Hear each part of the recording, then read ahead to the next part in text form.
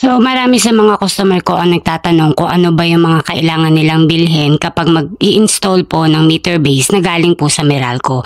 So, yung mga kailangan po ng mga materials, usually kapag bago po ang inyong kontador, ay meron pong binibigay na yellow card ang Meralco. So, nakalista po doon lahat ng mga kailangan nyo.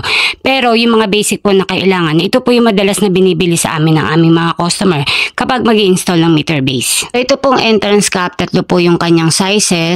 Yung common size po, ang pinakamaliit ay 1/2, ang susunod ay 3/4, and then yung number 1. Ito naman po yung metal clamp, ang mga sizes po ng metal clamp or U-clamp ay 1/2, 3/4, and number 1. At ito naman po yung GI bushing reducer. So, yung iba po, ang binibigay po sa kanilang sukat po ng meter base ay 1, number 1. So, ang nireduce po ng iba kapag magkakabit ng meter base, yung bushing reducer nila ay 1/3/4 or 1/1/2. Pero kadalasan po sa mga residential, ang ginagamit po, ang binibigay po ni Meralco, ang meter base na size po ay 3/4. So, yung mga bushing reducer po na kailangan nyo ay 3/4/1/2.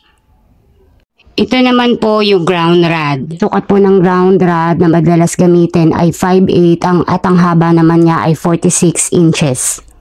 So, ang sukat po ng wire na ginagamit po sa from meter base papunta sa taas sa entrance cap ay THHN number 8 na kulay black. And then yung sa meter base sa baba naman, papunta sa baba, papunta po sa ground ay THHN white number 8.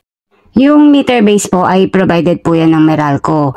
Pero kung kailangan nyo po ng mga materials para sa pag-install po ng inyong meter base, available po yan sa aking TikTok shop. Kung ano po yung i-provide po nila na meter base sa inyo, so yun po yung bibili nyo po na bushing reducer. So kung number 1 po yung meter base na ibibigay sa inyo, so probably ang bibili nyo po ay 1/3/4 na bushing reducer. At kapag 3/4 naman po na meter base ang binigay sa inyo, so ang bibili nyo po ay 3/4/1/2 na bushing reducer. THHN wire number 8 white for ground. PVC male adapter 1/2 orange with lock nut. PVC orange clamp 1/2 with nails.